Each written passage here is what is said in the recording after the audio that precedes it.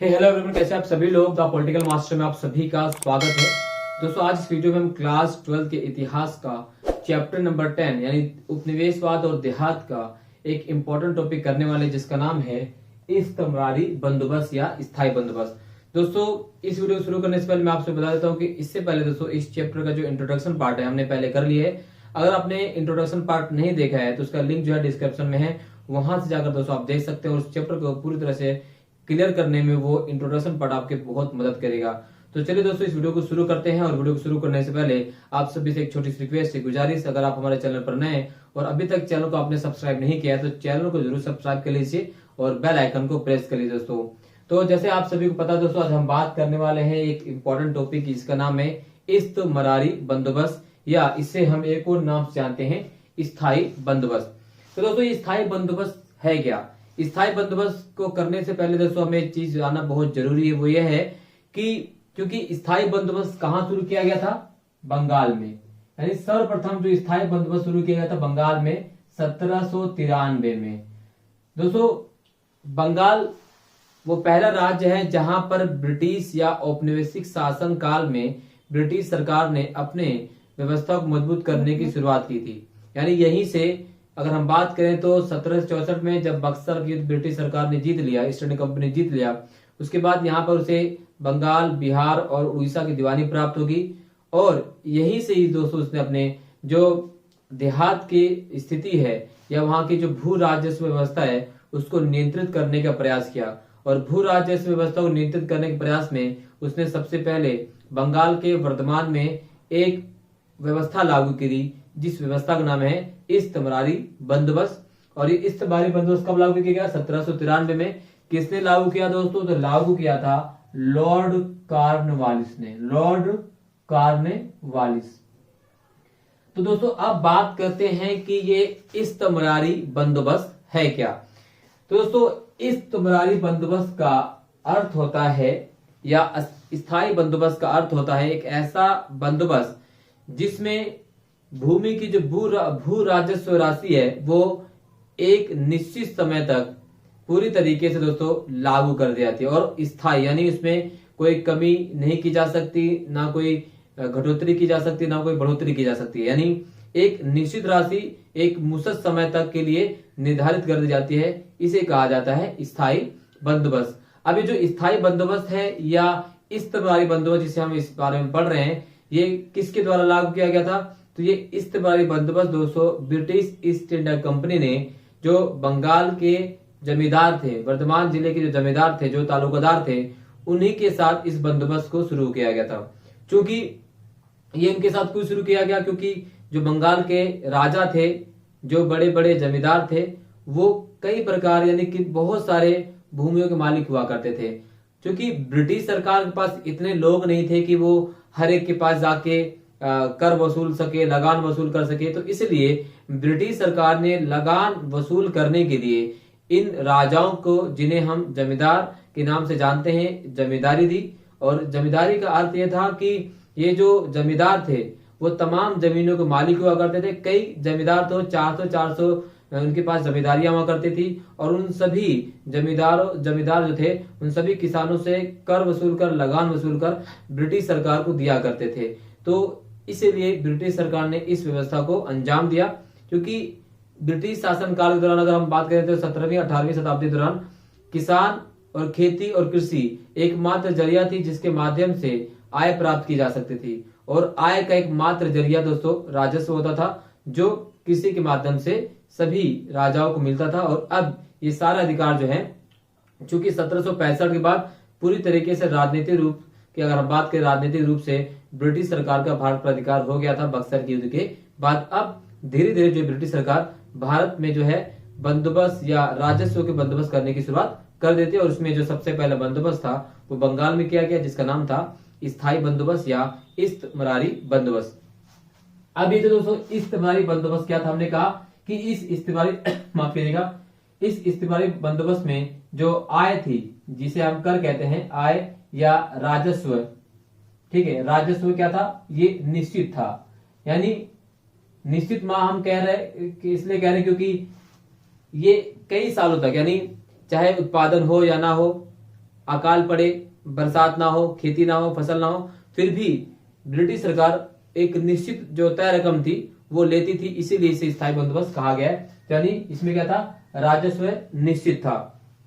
और ये जो बंदोबस्त था दोस्तों, ये बंगाल के जो बड़े बड़े राजा थे, बंगाल के राजाओं के साथ किया गया, राजाओं के साथ किया गया। यानी जो बंगाल के राजा थे उन्हें बिचौलिया बना दिया गया।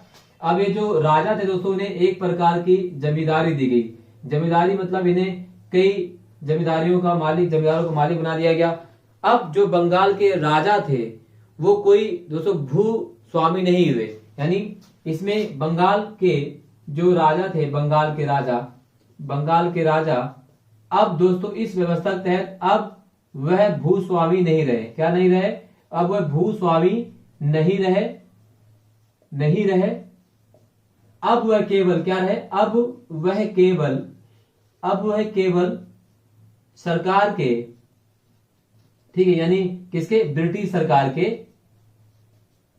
सरकार के कर संग्रहकर्ता, यानी कर संग्राहकता, यानी कर को संग्रह करने वाले, इकट्ठा करने वाले मात्र बनकर रह गए। अब हुआ क्या दोस्तों, चूंकि जमींदारी को निश्चित कर दिया गया, आय को निश्चित कर दिया गया, लगान को निश्चित कर दिया गया, ऐसे में लगान चुका पाना इन जमींदारों के लिए मुसीबत यानी जी का जंजाल बन गया। क्योंकि यहां पर अगर हम बात करें दोस्तों, तो 1770 के आसपास का जो दशक था वो पूरी तरह से बंगाल में, अगर हम बात करें, अकाल का दशक था। इस समय ना तो उत्पादन फसल को हो पाता था, ना ही अच्छी फसल हो पाती थी, क्योंकि अकाल का दौर था। ऐसे में जमींदारी चुका पाना जमींदारों के लिए मुसीबत बन गया। अब इसमें क्या होता था दोस्तों, ऐसे में ब्रिटिश सरकार ने एक नियम बनाया था। नियम क्या बनाया था कि ब्रिटिश सरकार इन जमींदारों से ये आशा रखती थी कि जमींदार जो है सही समय पर, सही टाइम पर ब्रिटिश सरकार को जमींदारी देते रहेंगे। और अगर कोई जमींदार सही समय पर ब्रिटिश सरकार को जमींदारी यानी राजस्व चुका पाने में असमर्थ होता था, तो उसकी जमींदारी को नीलाम करके वो राजस्व की राशि इकट्ठी कर ली जाती थी। और इसको लेकर ब्रिटिश सरकार ने एक कानून बनाया था जिसका नाम था सूर्यास्त कानून। क्या नाम था? सूर्यास्त कानून नाम था दोस्तों। अब सूर्यास्त कानून क्या था, इसको आप ऐसे समझ सकते हैं। सूर्यास्त कानून मतलब ये था कि मान लेते हैं कि ब्रिटिश सरकार ने किसी जमींदारों को कहा कि भाई आपको हमें 10 फरवरी तक रकम अदा करनी है। अगर 10 फरवरी तक राजस्व राशि, 10 फरवरी के सूर्य ढलने तक अगर ये राशि जमींदार चुका पाने में असमर्थ होता था, तो ब्रिटिश सरकार क्या करती थी, उसकी जमींदारी को नीलामी में बेच दिया जाता था। और नीलामी की प्रक्रिया में जो राशि प्राप्त होती थी उससे ब्रिटिश सरकार अपनी राजस्व राशि को अदा करती थी। तो ऐसे में जो तमाम जमींदार थे वो लगातार सोच बढ़ गए। और यहाँ पर एक चीज होती चली गई दोस्तों, एक चीज ये हुई कि जो जमींदार वर्तमान के लोग थे वो फर्जी नीलामी करने लगे, यानी फर्जी नीलामी की प्रक्रिया अपनाने लगे। अब इसमें क्या था, जब जमींदार तय समय पर जमीनों का जो राजस्व था, भूमि का राजस्व चुका पाने में असमर्थ होते थे, तो वो खुद ही इस नीलामी की प्रक्रिया को अंजाम देते थे। और नीलामी में अगर कोई दूसरा बोली लगाने वाला आता था, तो कोई वो जो जमींदार थे, कोई जमींदार अमीर हुआ करते थे, राजा थे, तो उनके पास अपने सैनिक होते थे, अपने लठैत होते थे। तो उन सैनिकों से, उन लठैतों से अन्य लोगों को डरा धमकाकर भगा देते थे और खुद ही उस जमींदारी को खुद ही कम बोली लगाकर खरीद लेते थे। और जब बोली लगाकर जमींदारी को खरीद लिया जाता था, उससे जो रकम मिलता था उस रकम को भी वो ब्रिटिश सरकार को नहीं, थोड़ा चुकाते थे, थोड़ा नहीं चुकाते थे। इससे क्या होता था, एक तो जमींदारी की जमीन भी बच जाती थी और उसके बाद जमींदारियां भी बच जाती थी। ये हथकंडा अपनाया करते थे ब्रिटिश वर्धमान के जिले के जो जमींदार थे। और यहाँ पर एक पेच और है, क्योंकि अब जब वर्धमान जिले के जो जमींदार थे वहां के कलेक्टर की सारी बातें पता चली कि भाई कि वर्धमान जिले की जो नीलामी है 95% जो है वो नीलामी जो है फर्जी होती थी। 95% में यह पाया गया था कि जो नीलामी की प्रक्रिया होती थी उसमें वही जमीन जिस जमींदार की थी खुद ही वो अपने आप को ही उस नीलामी करके अपनी जमीन खुद ही बेच देता था। या जमीनें वो अपने माँ के नाम करवा देते थे, अपने बहन के नाम करवा देते थे, क्योंकि ब्रिटिश सरकार ने एक नियम बनाया था कि महिलाओं की जमीनों पर किसी प्रकार का कर नहीं लगाया जाएगा। तो ये भी हथकंडा अपनाते थे वहां के जमींदार, नीलामी या जमींदारी ना चुकाने को लेकर, कर ना चुकाने को लेकर। अब कर ना चुकाने के पीछे का कारण क्या था दोस्तों?